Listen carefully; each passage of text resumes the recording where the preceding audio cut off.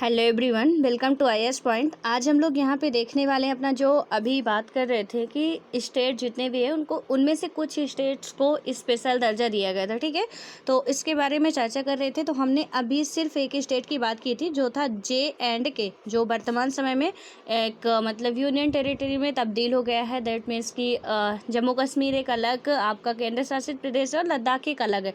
ठीक है, लेकिन जिस टाइम की हम बात कर रहे हैं या जिस टाइम का हम पढ़ रहे हैं उस टाइम पे ये पर्टिकुलर एक स्टेट था। ठीक है, और इस स्टेट के बारे में आपको मैंने मतलब इस बुक में हम लोग यानी कहा जाए तो सारी चीज़ें कवर कर लिया, जितनी ऑलमोस्ट चीज़ें हैं इससे रिलेटेड कि जम्मू कश्मीर का आखिर मुद्दा क्या है, आर्टिकल 370 क्या है, उसके तहत कितने पावर्स दिए गए थे। तो हमने देखा था कि मतलब काफ़ी ज़्यादा इनको क्या मिला हुआ था। जैसे आर्टिकल 370 है, ठीक है, तो इसके तहत इनका खुद का संविधान हो सकता था। एक ये मतलब हम यहाँ के अदर स्टेट वाले जितने भी लोग थे जम्मू कश्मीर में जाके ना तो रह सकते थे, ना विवाह कर सकते, मतलब कोई कुछ भी चीज़ें नहीं कर सकते। एक अलग कंट्री की तरह बिहेव करने वाला ये स्टेट था। और उसके बाद आप देखोगे यहाँ पे कि इनमें मुख्यमंत्री ना होकर प्रधानमंत्री का पद होता था, अभी तक हो रहा था। ठीक है, 31 अक्टूबर 2019 तक ऐसी घटनाएं थी। मैं 31 अक्टूबर 2019 का बार बार जिक्र क्यों करती हूँ, क्योंकि अस्तित्व में उसी दिन से ये अलग अलग केंद्र शासित प्रदेश के रूप में आ चुके थे। ठीक है, वो अलग प्रोसेस है कि कब लोकसभा में आया इसका विधेयक, कब यहाँ राज्यसभा में आया, कब पारित हुआ, कब अधिनियम बना, वो सारी चीज़ें अलग हैं। ठीक है, लेकिन जब फाइनली इसका मतलब ये होता है कि चलो अब आगाज़ किया जाए कि दोनों ही अब केंद्र शासित प्रदेश हो चुके हैं, तो 31 अक्टूबर की ही वो डेट है जब से ऐसा हुआ। ठीक है, और मैंने आपको ये भी बताया था कि बिल्कुल परेशान नहीं होना है, ये पहले से ही आपकी जो न्यूज़ है ना वो काफ़ी हो चुकी है, या आप कहो कि मतलब लीक हो चुकी है कि जम्मू कश्मीर एक फिर से स्टेट में बदलने वाला है या उसे बदला जाएगा। तो अब आते हैं नेक्स्ट स्टेट की बात करते हैं। और सबसे इम्पोर्टेंट बात कि इन्हें स्पेशल स्टेट देने के पीछे का रीज़न क्या था। तो जो भी रेगुलर होंगे या तो कल का जो क्लास देखे होंगे उनको बखूबी पता होगा कि इसके पीछे का मेन रीज़न क्या था। ठीक है, सो आप देखोगे कि पंजाब के बारे में पढ़ेंगे, कुछ पूर्वोत्तर स्टेट है उनके बारे में पढ़ेंगे, तो आपको और अच्छी तरीके से समझ में आएंगे या एग्जैक्टली इनके या स्पेशल स्टेट देने का मतलब क्या है। क्योंकि हम हर एक स्टेट में दे सकते हैं। अभी आप यदि न्यूज़ पेपर पढ़ते होंगे तो बिहार का जिक्र आया था, और बिहार में क्या कहा गया था कि यानी कि बिहारी क्या बोल रहे हैं कि भाई हमें भी अब क्या चाहिए, हमें हमारे स्टेट को भी आप स्पेशल स्टेट का दर्जा दो। इसके पीछे का रीज़न क्या है कि जहाँ की स्टेट अपने राज्य की जनता का खर्च वहन नहीं कर सकती है किसी भी तरीके से, मतलब बहुत ज़्यादा प्रॉब्लम्स हो रही है, वहाँ पे क्या करे कि सेंट्रल गवर्नमेंट इसमें अपना हाथ यहाँ पे बढ़ाए और ज़्यादा से ज़्यादा यहाँ पे खर्च करने की कोशिश करें। ठीक, क्योंकि हमने देखा था कि सेंट्रल गवर्नमेंट का रोल कितना होता है 90%, यानी कि 90% सेंट्रल गवर्नमेंट देगी किसी भी स्कीम्स में और 10% होगा स्टेट का, यानी कि स्टेट के पास कम बोझ पड़ेगा। और ऑब्वियस है कि स्टेट के पास खर्च ज़्यादा होता है, पैसा कम होता है। ऐसे ही ये देखिए कंसेप्ट पूरे एक एक तरीके से क्लियर रखिएगा। ठीक है, क्वेश्चन एक यूपीएससी में कुछ ऐसा ही बना था कि यहाँ पे आपका जो है वो क्वेश्चन था कि मतलब केंद्र शासित जो आपका अभी भी है, सॉरी यहाँ पे जो संघ है वो राज्यों की तुलना में ज़्यादा शक्तिशाली प्रतीत होता है। तो इससे आपको प्रूफ करना है कि एग्जैक्टली, हालांकि मैंने एग्जैक्टली क्वेश्चन आपको नहीं बताया, प्लीज़ आप चेक कर लीजिएगा, बट उस क्वेश्चन का सेंस यही था कि केंद्र शासित जो हमारे जो आपके संघ है, दैट मीन्स सेंट्रल गवर्नमेंट है। ठीक है, तो ये हमारे स्टेटों की तुलना में इसके पास ज़्यादा पावर है, ये ज़्यादा शक्तिशाली है, ऐसा क्यों है। ठीक है, तो इसकी समालोचनात्मक विवेचना करनी थी कि आखिरकार ये ऐसा है क्यों।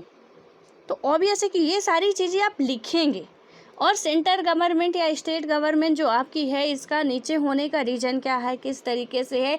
यदि नीचे है भी मतलब सेंट्रल गवर्नमेंट की ज़्यादा पावर है, तो जो स्टेट गवर्नमेंट है ना उस पर क्या इसका इफ़ेक्ट पड़ रहा है। ऑब्वियस है कि देखिए अभी हमने पढ़ा कि खर्च ज़्यादा है और आय कम है, और वित्तीय आय के लिए किस पे डिपेंड ज़्यादा करता है, स्टेट सेंट्रल गवर्नमेंट पर करता है। कौन? स्टेट। ठीक है, क्योंकि स्टेट के पास ही कुछ मतलब टैक्स वगैरह वो लगा सकता है, लेकिन फिर भी उतना ज़्यादा उसे नहीं मिल पाता है। कुछ चीज़ें जिन पे स्टेट टैक्स लगाता है, बट कुछ चीज़ें स्टेट की भी हैं जहाँ पे कौन से टैक्स लगा रहा, सेंट्रल गवर्नमेंट लगा रही है। हालांकि जीएसटी है, हाँ, ये सारी चीज़ें आप मेंशन करोगे उस क्वेश्चन में, प्रूफ करोगे आप कि एग्जैक्टली क्या चीज़ें हैं, ठीक है, कि स्टेट गवर्नमेंट किस किस क्षेत्र में पीछे है या किस किस क्षेत्र में हमें आपके अकॉर्डिंग इसमें सुधार करना चाहिए या अभी तक कुछ सुधार हुआ है, वो सारी चीज़ें आपको बतानी पड़ेगी। आई होप कि आप मेरी बातों को समझ रहे होंगे। सो दैट अब यहाँ पे बात करते हैं पंजाब के बारे में, इसलिए मैं बोल रही हूँ प्लीज़ थोड़ा सा अच्छे तरीके से सुनिएगा ताकि आपका कॉन्सेप्ट जो है पूरा बेहतर तरीके से बिल्डअप हो सके। तो अब आते हैं पंजाब में क्या हुआ। 1980 के दशक में पंजाब में भी बहुत ज़्यादा बदलाव देखने को मिले और इस प्रांत की जो आपकी सामाजिक बुनावट विभाजन के समय पहली बार बदली हुई थी, यानी कि बदली थी, और बाद में इसके कुछ हिस्सों में हरियाणा और हिमाचल प्रदेश नामक राज्य बनाए गए, वहीं पे हैं आसपास हैं, ठीक है। और इसके बाद क्या हुआ कि इससे भी पंजाब की सामाजिक संरचना बदली। हालांकि क्या हुआ कि 1950 के दशक में देश के शेष हिस्सों को भाषाई आधार पर पुनर्गठित किया गया था, लेकिन पंजाब को 1966 तक क्या किया गया, इंतजार करना पड़ा, और इस साल पंजाबी भाषी प्रांत का निर्माण हुआ और सिखों की जो राजनीतिक शाखा के रूप में 1920 के दशक में अकाली दल का गठन हुआ था। और अकाली दल ने क्या किया कि पंजाबी सूबा के गठन का आंदोलन चलाया और पंजाब भाषी सूबे के में क्या हुआ कि सिख बहुसंख्यक हो गए। अब देखिए यहाँ पे पंजाब और हरियाणा नाम के जो स्टेट आए ना, तो आपको पता दोनों की कैपिटल क्या, चंडीगढ़ है। चंडीगढ़ एक हमारी केंद्र शासित प्रदेश है, ठीक है। और स्टेट में और केंद्र शासित प्रदेश में मैं थोड़ा सा आपको अंतर समझा दूँ, हो सके तो आप लिख लीजिएगा, ठीक है, कि स्टेट क्यों कहे जाते हैं स्टेट और केंद्र शासित प्रदेश को क्यों कहा जाता है केंद्र शासित प्रदेश, इसके पीछे का रीजन क्या है। हम सभी पढ़ते हैं कि हमारे देश में कभी 28 राज्य हैं तो कभी 29 राज्य हैं, कभी 8 केंद्र शासित प्रदेश है, कभी 9 केंद्र शासित प्रदेश, लेकिन ये है क्यों, सबको एक ही स्टेट ही क्यों नहीं कह दे रहे हो, या तो ये सबको आप राज्य ही क्यों नहीं कह दे रहे हो, लेकिन इसके पीछे का रीजन है, ठीक है। हर एक जो भी बातें होती है उसका कहीं ना कहीं पीछे का बहुत बड़ी वजह होती है, ठीक है। तो यहाँ पे भी देखिए स्टेट जो होते हैं हमारे, स्टेट में क्या होता है कि जितने भी आपके स्टेट हैं, ठीक है, चाहे यूपी, एमपी, बिहार, कर्नाटका, केरला, तमिल, जितने भी आपके स्टेट होंगे, इनमें क्या होगा कि सेंट्रल गवर्नमेंट का डायरेक्ट हस्तक्षेप नहीं होता है। आई होप कि आप समझ रहे होंगे मेरी बात को, किसका, सेंट्रल गवर्नमेंट का या केंद्र सरकार का क्या होगा, यहाँ पे डायरेक्ट हस्तक्षेप नहीं होगा। क्योंकि यदि सेंट्रल गवर्नमेंट ने कोई स्कीम लॉन्च की है और यदि स्टेट कह रहा है कि हम नहीं लागू करेंगे अपने स्टेट में, तो क्या होगा कि सेंट्रल गवर्नमेंट बाध्य नहीं कर सकता है। और हम लोग ये बहुत पहले से पढ़ते आ रहे हैं, एनसीईआरटी खत्म होने वाली, ठीक है। तो आई होप कि इतने कॉन्सेप्ट तो आपके बिल्डअप हो गए होंगे। तो यहाँ पे ये ना पूरा मतलब बाध्य नहीं करेगा स्टेट को कि नहीं, आप मानोगे ही हमारी बात। देखिए अभी मैं एग्जांपल दे रही हूँ, जैसे आपका ये आया था जो फसल बीमा योजना है, ठीक है।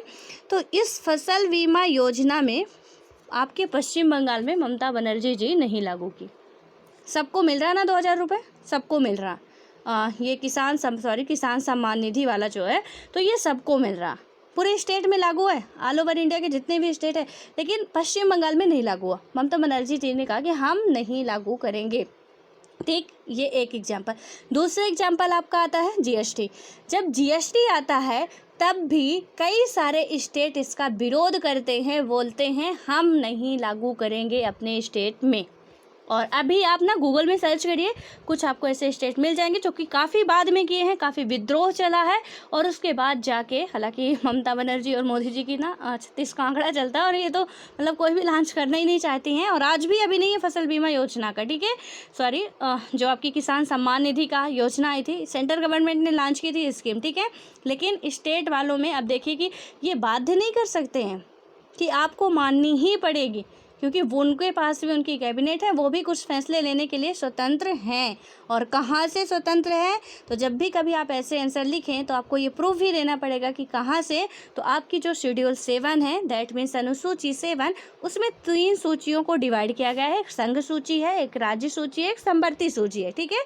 और उन सूचियों में सिर्फ नाम मात्र के लिए नहीं, उनके कुछ राइट अधिकार दिए गए हैं कि संघ सूची में इतने विषय हैं और इतने पे कौन बनाएगा, संघ कानून बनाएगा। राज्य सूची में जितने विषय रखे गए उसमें से राज्य ही कानून बनाएगा, और संवर्ती सूची में जितने विषय रखे गए उसमें राज्य और संघ दोनों बनाएंगे। बट यदि विवाद की स्थिति आती है तो संघ का ही मान्य होगा, ठीक है। तो यहाँ पे 2 क्वेश्चंस के आंसर आपको मिल गए। एक तो ये इधर का मिल गया। दूसरा क्वेश्चन जो मैंने इसके पहले बताया था कि केंद्र शासित जो आपका केंद्र सरकार है वो ज़्यादा पावरफुल है कंपेयर टू स्टेट गवर्नमेंट के। सो आप यहाँ से साबित कर सकते हो कि जैसे संवर्ती सूची में जो हमारा है उसमें से जब भी यदि कभी गड़बड़ी होती है तो सेंट्रल गवर्नमेंट का ही मान्य होता है। इससे साफ है कि मतलब केंद्र सरकार थोड़ा कमज़ोर है, सॉरी आपकी जो राज्य सरकार है वो थोड़ा वीक है, यहाँ पे समझ में आ रही है, ठीक है। तो जब भी हमें बात करनी है हवा में नहीं करनी है, हाँ, हवाई फायर नहीं करना है, प्रूफ सहित बात करनी है, एकदम सॉलिड बात करनी है कि एग्जामिनर को ज़्यादा दिमाग ना लगाना पड़े। जब भी वो कहाँ पे चेक कर रहा है उसे समझ में आ जाए कि ओह आपने 7th शेड्यूल डाल दिया ना, पूरा डिटेल लिखने की ज़रूरत नहीं, वो समझ जाएगा कि कहाँ पर आप पहुँचना चाह रहे हैं या उसे पहुँचाना चाह रहे हैं, क्योंकि वर्ड लिमिट भी होती है हमारे पास। तो कम शब्दों में ज़्यादा बातें समझाने का यही तरीका होता है कि जब ज़्यादा चीज़ें पढ़ेंगे तब हम उसे कम कर पाएंगे। अदरवाइज हम सोचेंगे अरे 150 वर्ड तो लिखना, अब 150 वर्ड तक ही सोच रहे हैं तो लिखते लिखते हम छाँटते छाँटते उसे 10 भी नहीं पूछा पाएंगे। तो इसलिए है कि थोड़ा ज़्यादा सोचिए। 500 में 100 छाँटना अच्छा है, पर 100 में से फिर 100 को ही निकालना बहुत मुश्किल होता है। तो इसलिए आपको हर जगह से पढ़नी पड़ेगी सारी चीज़ें, और बहुत अच्छे तरीके से कंप्लीट करनी पड़ेगी, और थोड़ा प्रैक्टिकली रहोगे तो ज़्यादा बेटर होगा, आप सबके लिए बेनिफिशियल होगा। सो ये हुआ आपका स्टेट कि डायरेक्ट हस्तक्षेप सेंट्रल गवर्नमेंट नहीं कर सकती, ठीक है। एग्जाम्पल भी आपने देख लिया। अब आता है केंद्र शासित प्रदेश। केंद्र शासित प्रदेशों में क्या होता है, पूरा का पूरा हस्तक्षेप सेंट्रल गवर्नमेंट कर सकती है, ठीक है। वहाँ पे ऐसा कुछ नहीं है कि ये स्कीम लॉन्च कर दी गई है तो केंद्र सरकार जो केंद्र शासित प्रदेश हैं वो क्या कहें कि हम यहाँ पे लागू नहीं करेंगे, उनके पास इतनी हिम्मत नहीं है। बस इतना, इसके और भी रीजन है बट मेजर रीजन यही है जो स्टेट और आपके केंद्र शासित प्रदेश में देखने को मिलता है। केंद्र शासित प्रदेश, सीधे सीधे इसका मतलब ही समझ में आ रहा है कि केंद्र के शासन के अधीन जो प्रदेश है वो केंद्र शासित प्रदेश है, ठीक है। और कुछ स्टेट वहाँ केंद्र शासित प्रदेश में विधायिका है, वहाँ के कुछ है कि वो अपना कर सकते हैं, लेकिन अदर जो केंद्र शासित प्रदेश है तो वो पूरे गवर्नमेंट के ही अधीन होते हैं। तो अब आई होप कि आप ये समझ गए होंगे एंड थोड़ा सा आप लिख भी लिए होंगे। तो अब देखिए इसमें क्या हो रहा है कि पंजाब में भी यही चीज़ें जो थी, मतलब उनमें था कि हमें भाषा के आधार पर क्या बनाना। पंजाबी बोलने वाले ज़्यादा थे, उनको लगा कि हमें भाषा के आधार पर अपना स्टेट चाहिए, और वो क्या कर देते हैं कि हंगामा करते हैं, और फाइनली डिवाइडेशन तो होना ही था। अब आता है राजनीतिक संदर्भ, इसमें क्या क्या राजनीति वाले पैंतरे खेलते हैं। पंजाब सूबे के क्या हुआ, पुनर्गठन के बाद अकाली दल ने यहाँ 1967 और इसके बाद 1977 में सरकार बनाई। दोनों ही मौक़ों पर क्या हुआ कि गठबंधन की सरकार बनी। 1967 1977 ये घटना आपको याद आ रही है, कब की बोल रहे हैं हम लोग, जब उस टाइम पे पीएम कौन रहे होंगे, ज़रा सोचिए तो। और यहाँ पे बहुत अच्छे तरीके से हम लोगों ने जस्ट इसके पहले वाले पार्ट में पढ़ा है, तो अब यहाँ पे मुझे नहीं लगता बताने की ज़रूरत है आपको, ये सन ही आपके लिए काफ़ी है, ठीक है। अब यहाँ पे क्या हुआ कि अकालियों के आगे यह बात स्पष्ट हो चुकी थी कि सूबे के नए सीमांकन के बावजूद उनकी राजनीतिक स्थिति डावाडोल है। पहली बात तो यह है कि यहाँ पे यही कि उनकी सरकार को केंद्र ने कार्यकाल पूरा करने से पहले बर्खास्त कर दिया था, और दूसरा क्या था यहाँ पे कि अकाली दल को पंजाब के हिंदुओं के बीच कुछ खास समर्थन नहीं था, यानी कि पंजाब के जो हिंदू थे उनके बीच इनका कुछ खास समर्थन ना रहा। और क्या हुआ, तीसरी बात जो आती है इनके सामने कि सिख समुदाय भी दूसरे धार्मिक समुदायों की तरह है जाति और वर्ग के धरातल पर बांटा, मतलब कि बटा हुआ था। कांग्रेस को दलितों के बीच, चाहे वे सिख हों या हिंदू, अकालियों से कहीं ज़्यादा समर्थन प्राप्त था। यानी कि जो कांग्रेस थी उस टाइम पे तो कांग्रेस का बोलबाला ऑब्वियसली चल रहा था, और कांग्रेस का बोलबाला चलने के बाद उस टाइम पे सरकार किसकी चल रही थी? इंदिरा जी की चल रही थी, ठीक है। तो यहाँ पे क्या हुआ कि इसमें ना, और इंदिरा जी की गवर्नमेंट में देखिए तभी ज़्यादा उथल पुथल हुई भी है, ठीक है। वो चाहती नहीं थी कि ऐसा हो, बट हुआ है। उस टाइम पे बहुत ज़्यादा उथल पुथल हुई, आपको देख चुके हैं पूरी राजनीतिक स्थिति कैसे ऊपर से नीचे जा रही थी। तो यहाँ पे भी कुछ ऐसा ही हुआ, और इसमें क्या हुआ कि अकालियों को कहीं ज़्यादा यहाँ पे समर्थन प्राप्त था।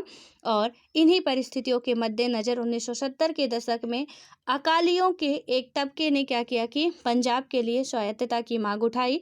1973 में आनंदपुर साहिब में हुए एक सम्मेलन में इस आशय का प्रस्ताव पारित हुआ। आनंदपुर साहिब प्रस्ताव के में क्या हुआ कि क्षेत्रीय स्वायत्तता की बात उठाई गई। अब यहाँ भी भाई साहब ये किस पे अड़ गए? क्षेत्रीय स्वायत्तता पे अड़ गए। इन्हें भी स्वायत्तता चाहिए थी, ऑब्वियसली कि एक को देखोगे तो दूसरे का मन करेगा ही कि हम भी कर लें। और इसके बाद क्या हुआ कि प्रस्तावों की मांग में केंद्र राज्य संबंधों की को पुनर्भाषित करने की बात भी शामिल हुई। और इस प्रस्ताव में सिख कौम यानी कि नेशनल या समुदाय की आकांक्षाओं पर जोर देते हुए सिखों के बोलबाला या प्रभुत्व या वर्चस्व का ऐलान किया गया। और यह प्रस्ताव संघवाद को मजबूत करने की अपील करता है, लेकिन इसे एक अलग सिख राष्ट्र की मांग के रूप में भी पढ़ा जा सकता है।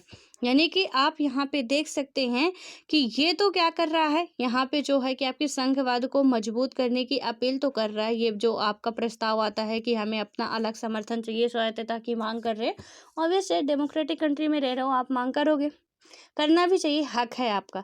तो जहाँ ये एक और हमारे संघवाद को मजबूत कर रहा है, वहीं दूसरी ओर आप देख रहे हैं कि यहाँ पे जो आपका है कि सिख राष्ट्र की मांग के रूप में या एक अलग अलग सिख राष्ट्र, ठीक है।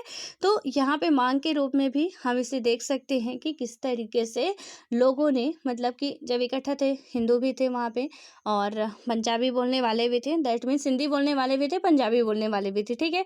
लेकिन पंजाबियों की संख्या ज़्यादा हो गई, और जब ज़्यादा हो गई, हरियाणा में हिंदी बोली जाती है, हरियाणवी बोली जाती है, लेकिन पंजाब में कौन सी लैंग्वेज बोली जाती है? पंजाबी बोली जाती है। मैंने आपको बताया था कि कॉन्स्टिट्यूशन में, फिर से आप फटाफट रिवाइज करिए कि कॉन्स्टिट्यूशन में 22 लैंग्वेज आपकी मेंशंस हैं, जिनमें से कश्मीर में कौन सी है? जल्दी जल्दी आप बताते जाइए, मैं बोलती जा रही हूँ, ठीक है। आपकी कश्मीर में आती है सिंधी और कश्मीरी। उसके बाद आपकी आएगी, यहाँ पंजाब आता है, पंजाब में पंजाबी आती है, ये आपके कॉन्स्टिट्यूशन में मेंशन है। दैट मीन्स आप यदि पंजाब से हो तो पंजाबी लैंग्वेज में यूपीएससी का मेंस लिख सकते हो, इंटरव्यू भी आप पंजाबी में दे सकते हो, ठीक है। यानी कि कॉन्स्टिट्यूशन में वर्णित 22 भाषाओं में से किसी भी लैंग्वेज पर आप क्या कर सकते हो? यूपीएससी दे सकते हो। हालांकि अंग्रेजी कॉन्स्टिट्यूशन में वर्णित नहीं है आपकी, लेकिन अंग्रेजी में भी आप देते हैं और सक्सेस भी होते हैं। अब उसके बाद आता है, नीचे आप आओगे तो यहाँ के जो मध्य भारत वाले हैं वो क्या है? हिंदी बोलने वाले हैं, ठीक है। गुजरात पे आओगे गुजराती, महाराष्ट्र पे आओगे मराठी, उसके बाद महाराष्ट्र के बाद आपका कर्नाटक आता है, कर्नाटक में आएंगे तो कन्नड़, गोवा में भी वही मतलब मिली जुली लैंग्वेज बोली जाती है। उसके बाद आप आओगे केरल, केरल में मलयालम बोली जाती है। देखिए, आप जब भी मैप ऐसा देखें ना थोड़ा सा कि आप आंखें बंद करें, मैं कोई मैप नहीं देख रही हूँ अभी, मैं सीधे सीधे बता रही हूँ, क्योंकि आप आंखें बंद करोगे ना तो आपको ऑब्वियसली पूरा एक सीक्वेंस में दिखता जाएगा, उत्तर से दक्षिण, दक्षिण से उत्तर, पूरा दिखता जाएगा कहाँ कहाँ पे क्या है, ठीक है। अब केरला, केरला के बाद तमिल आता है, पूर्वी घाट में इधर साइड। अब तमिल में आप देखोगे कि तमिल बोली जाती है, आंध्रा में आपकी तेलुगु बोली जाती है। उसके बाद उड़ीसा में आपकी कौन सी बोली जाती है? उड़िया बोली जाती है। बंगाल में आपकी बंगाली बोली जाती है। फिर असम में आसामिया बोली जाती है। इधर पूर्वोत्तर भारत में आओगे मणिपुरी बोली जाती है, आपकी बोडो, डोंगरी और मैथिली, संथाली, ये सारी लैंग्वेज बोली जाती हैं, ठीक है। संस्कृत, उर्दू, ये भी हमारे किस में है? कॉन्स्टिट्यूशन में वर्णित हैं। तो देखिए, यहाँ पे पंजाबी बोलने वाले कहाँ पे आपके आ चुके हैं? पंजाब में, और ये कॉन्स्टिट्यूशन में वर्णित है, ठीक है।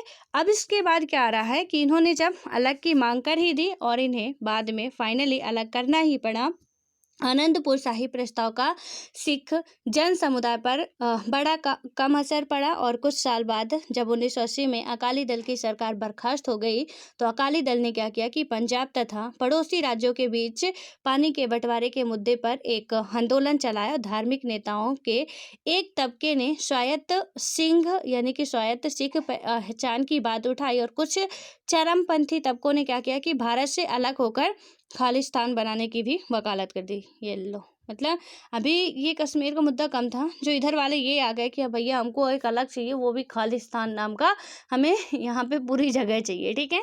इनको पता नहीं था, सरदार जी के चंगुल में पड़े हुए थे। अब इसके बाद क्या हुआ यहाँ पे, सॉरी इस टाइम सरदार जी अब रह नहीं गए थे, ठीक है। हाँ, तो ये थोड़ा सा याद रखिएगा आप लोग कि सरदार जी ना पूरा ये जो जब चुनाव हुआ उससे पहले ही उनकी डेथ हो चुकी थी, लेकिन अब पूरा तो स्टेट इकट्ठे हो चुके थे ना, ऐसे किया नहीं जा सकता था कि मतलब इनको अब अलग से बीच में एक राष्ट्र बना दिया जाए। जैसे आप देखोगे कि यहाँ पे जो अफ्रीका वाला है, दक्षिण अफ्रीका में ना, दक्षिण अफ्रीका के बीच में 2 राष्ट्र हैं, छोटे-छोटे से हैं।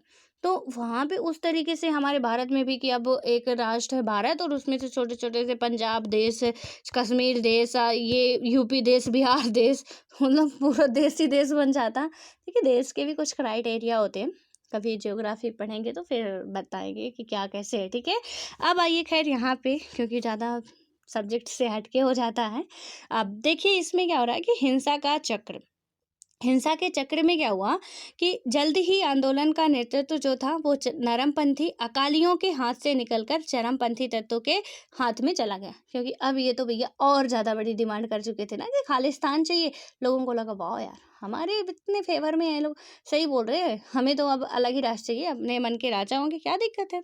तो इन्होंने क्या किया कि मतलब इनका अब सपोर्ट ज़्यादा हो चुका था, और आंदोलन ने क्या किया कि सशस्त्र विद्रोह का रूप ले लिया था। जब सशस्त्र विद्रोह की स्थितियाँ आती हैं तो आपको पता है कौन सा आर्टिकल यहाँ पे लगाया जा सकता है, कौन सा यहाँ पे आपातकाल की स्थितियाँ बन सकती हैं, कौन सा वाला, 3 आपातकाल है, 3 में से कौन सी वाली बन सकती है, ठीक है। जब सशस्त्र विद्रोह हो, ठीक है, क्योंकि पहले विद्रोह बस था, लेकिन आपातकाल जब लगाया गया था इंदिरा जी के द्वारा, तब उसमें डिफाइन किया गया था कि भाई साहब अब जब सशस्त्र विद्रोह की स्थितियां बनेगी, यानी कि शस्त्र से लड़ने लगेंगे लोग, तब हम क्या करेंगे, इसमें सोचेंगे कि अब क्या करना है, ठीक है।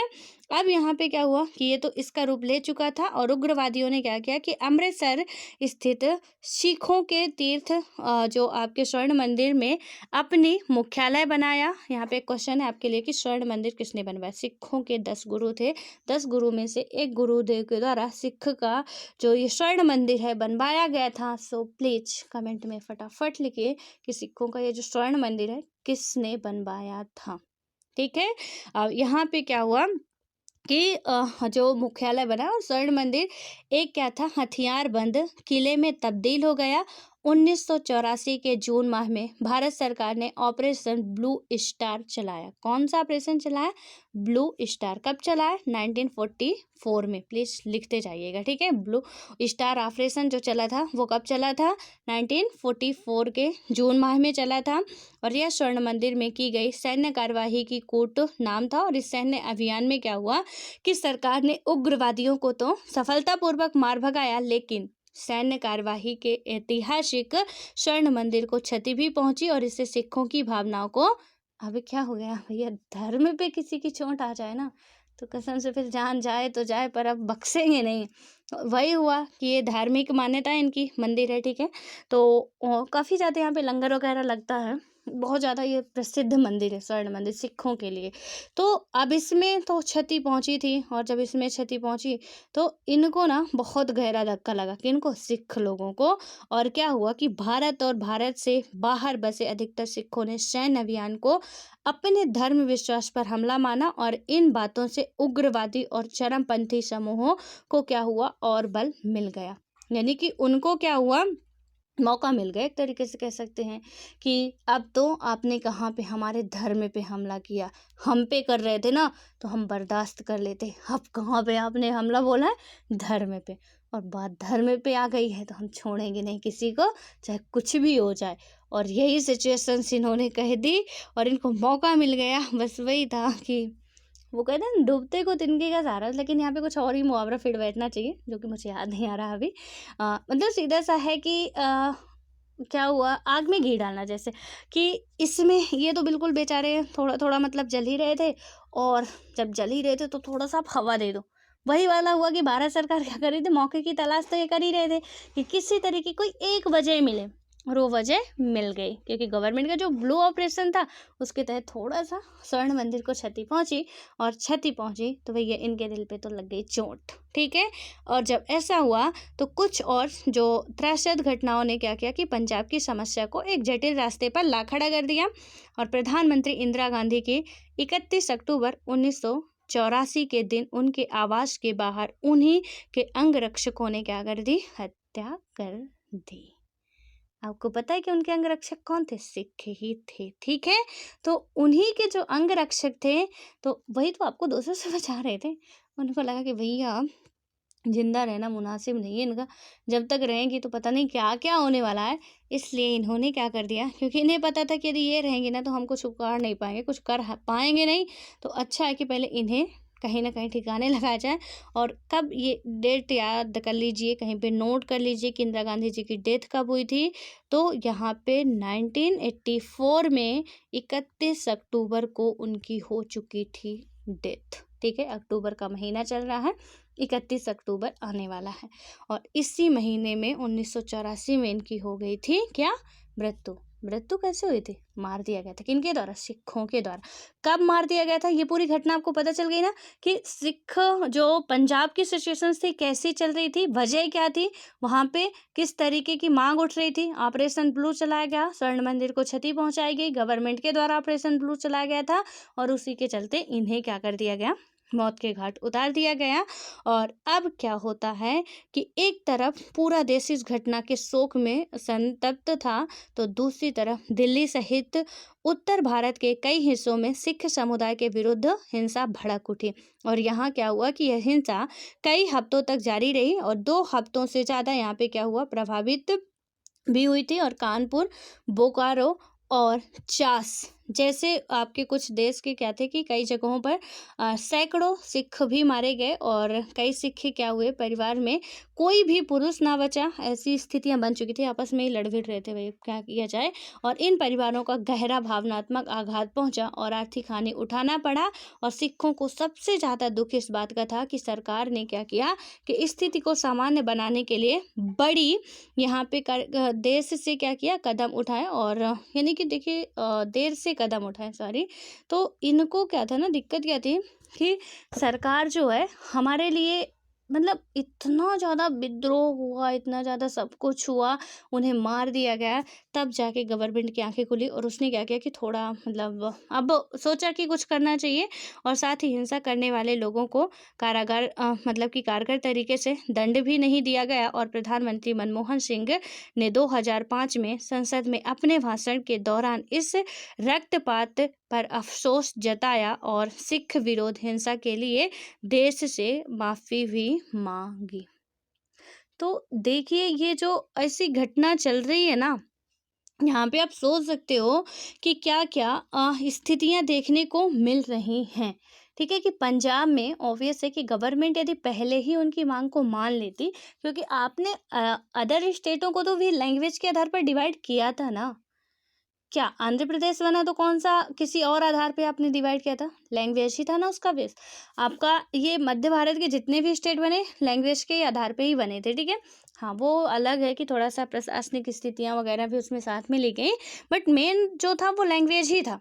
फजल अली जो आपकी अनुशंसा थी उसी के जब 1953 ठीक है 56 था, इसमें जब कमेटी ने अपना ओवरव्यू दिया पूरा, उसकी मान्यता की गई, और उसमें क्या किया गया आपका कि स्टेटों का डिवाइडेशन किया गया, सो दैट आप इसे भी कर सकते थे थोड़ा आराम से आप यहाँ पे सोच के।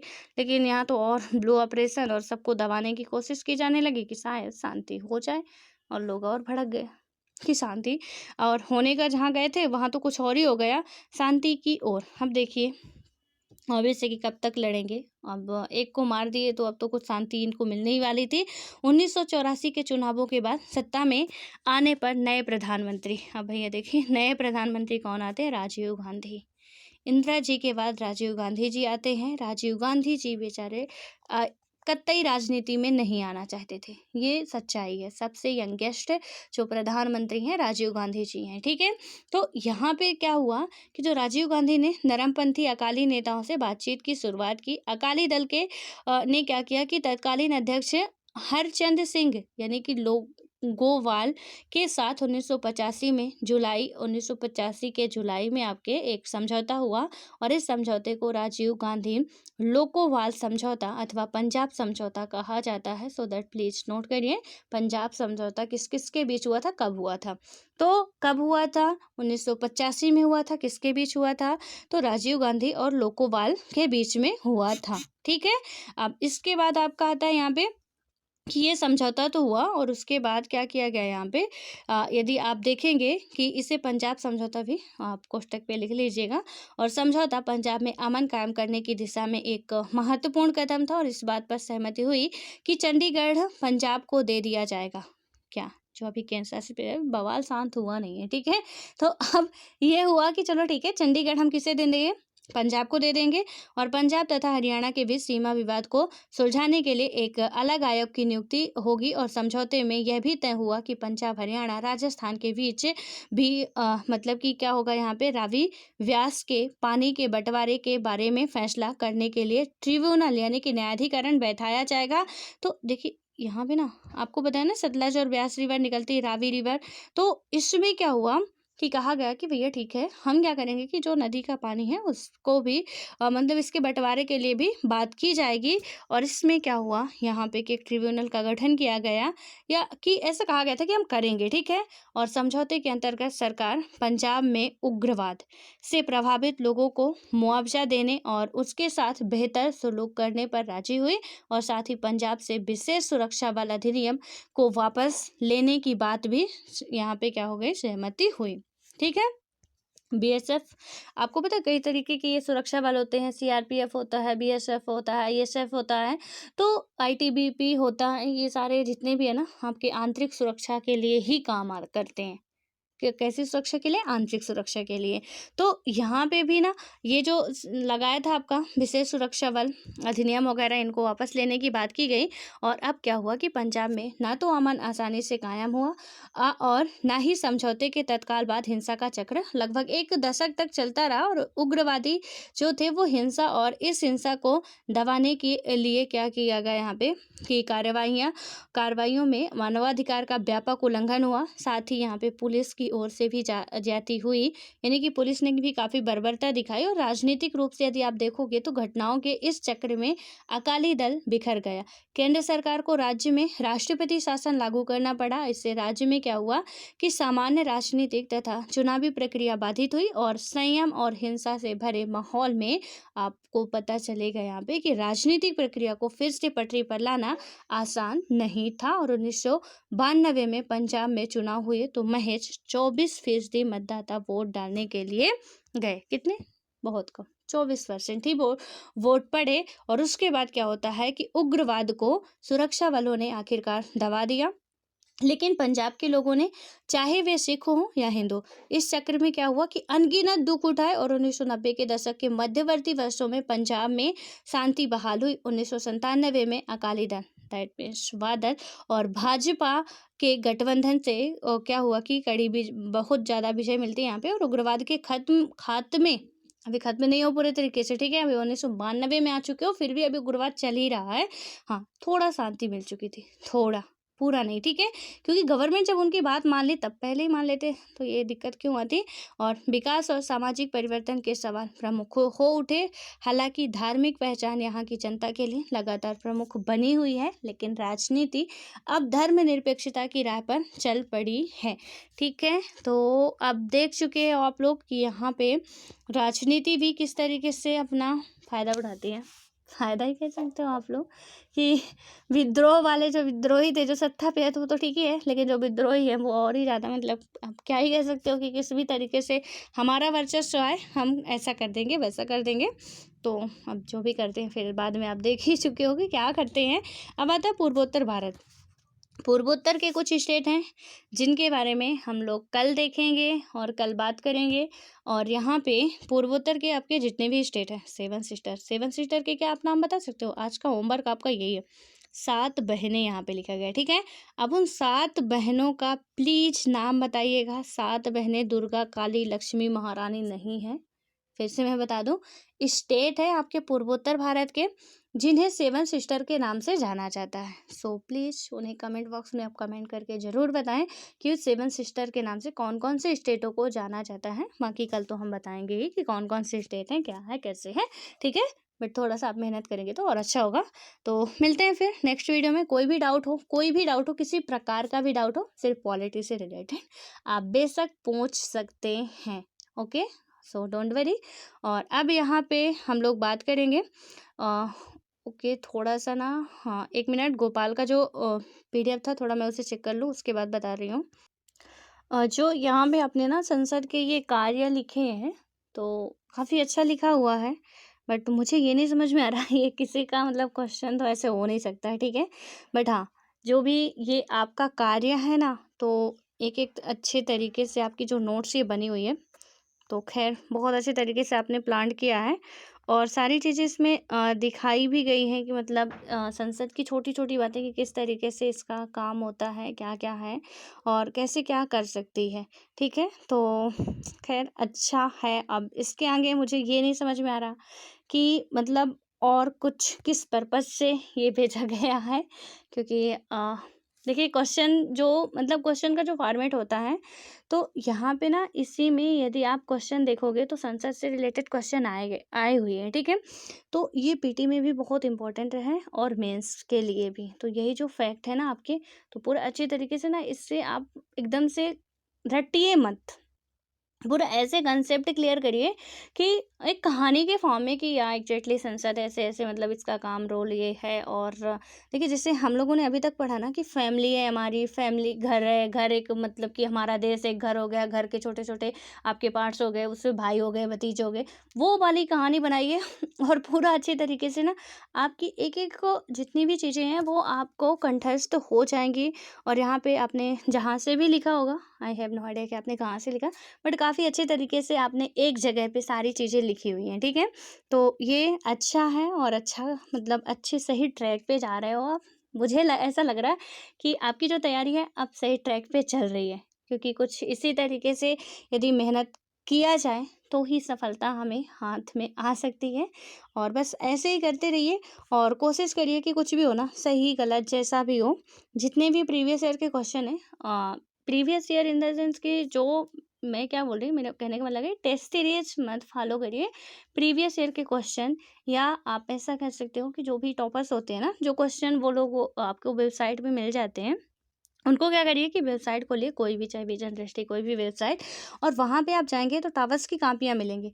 जब कापियाँ मिलेंगी तो वहाँ से पहला जो क्वेश्चन उन्होंने लिखा उस क्वेश्चन को आप अपने कापी में नोट करिए और क्वेश्चन को खुद से लिखिए, बिना देखे, ऑनेस्टली, क्योंकि धोखा देंगे तो आप अपने साथ दे रहे हैं, कोई आपको देख नहीं रहा, ठीक है। तो खुद से उस क्वेश्चन को लिखिए। उसके बाद अपने खुद के विचार, खुद के थॉट्स, खुद के जो भी आपने अभी तक पढ़ा, जो भी आपने गेन किया, उसे डालने की कोशिश कीजिए। एंड फिर क्या करेंगे, आप चेक कहाँ करेंगे, तो किसी से मत चेक कराइए, आप सीधे सीधे जाइए, वो टॉपर्स जो लिखे गए हैं उसी क्वेश्चन का आंसर जो उन्होंने लिखा है, तो उनकी कॉपी को देखिए आप कि एग्जैक्टली इस क्वेश्चन में इन्होंने कैसे किया है, हमारी क्या गलतियां हैं, या आप चेक करा सकते हैं, मुझे भी भेज सकते हैं, और किसी को भी मतलब जो भी ऐसा लगता हो, जिन पे आप बिलीव कर सकते हो, उन्हें भेज सकते हैं। लेकिन हाँ, सबसे सही अप्रोच है कि आप पहले क्वेश्चन को ना उस तरीके से लिखिए, और सही गलत जैसे भी हो, क्योंकि अब मुझे लगता है कि आपकी तैयारी बहुत अच्छे तरीके से अब स्टार्ट हो चुकी है, ठीक है। हर चीज़ पे आई होप कि आपकी कमांड आ चुकी होगी। और जिस तरीके से आपने ये सारी चीज़ें नोट्स वगैरह बनाई है ना, बहुत शॉर्ट नोट्स, मतलब स्मार्टली वर्क जिसे कहते हैं, कि सारी बातें भी आ चुकी हैं और ज़्यादा आपका इसमें 1 से 1.5 पेज में पूरा संसद के आपने जो भी वर्क थे समझा दिया, ठीक है। इसलिए थोड़ा और भी अच्छे तरीके से एफर्ट डालिए, ताकि हमें 5 ईयर प्लान ना बनाना पड़े। 1 ईयर प्लान ही मोर देन सफिशिएंट है। सो हम क्रैक कर जाएं तो बेहतर होता है, ठीक है। तो ऑल द बेस्ट, बस पढ़ते रहिए इसी तरीके से। और कभी भी पढ़ाई में ना ये जो फ्लो है उसे पे बीच पे अवरोध मत आने दीजिए। कुछ भी हो जाए, आज का टारगेट सो आज का टारगेट आज ही पूरा करना है, चाहे कुछ भी हो जाए, नींद गंवानी पड़े तो चलेगा, लेकिन आज मतलब आज, कल नहीं आना चाहिए कि कल कर लेंगे, आज कुछ और करते हैं। क्योंकि जिस तरीके से अब ये सारी चीज़ें चल रही हैं आपकी, तो मुझे लगता है कि काफ़ी अच्छा आप ग्रो कर रहे हो। और ऐसे ही करते रहोगे तो ऑब्वियस है कि आगे बढ़ोगे, ठीक है। तो क्वेश्चन आप ज़रूर लिखते रहा करिए एंड आई होप कितनी तो आपकी अंदर क्षमता आ चुकी होगी कि आप क्वेश्चन लिख सकें, क्वेश्चन का फॉर्मेट तैयार कर सकें एंड जो भी नहीं समझ में आएगा तो हम लोग हैं ना, आप बिल्कुल बेशक आंसर भेजिए, तो आपको पूरी बातें समझाई जाएंगी कि एग्जैक्टली कहाँ पे क्या कैसे करना है, ठीक है। सो मिलते हैं फिर नेक्स्ट वीडियो में एंड अगेन आपने बहुत अच्छा लिखा है पूरी चीज़ें एक एक करके, ठीक है। और मिलते हैं फिर।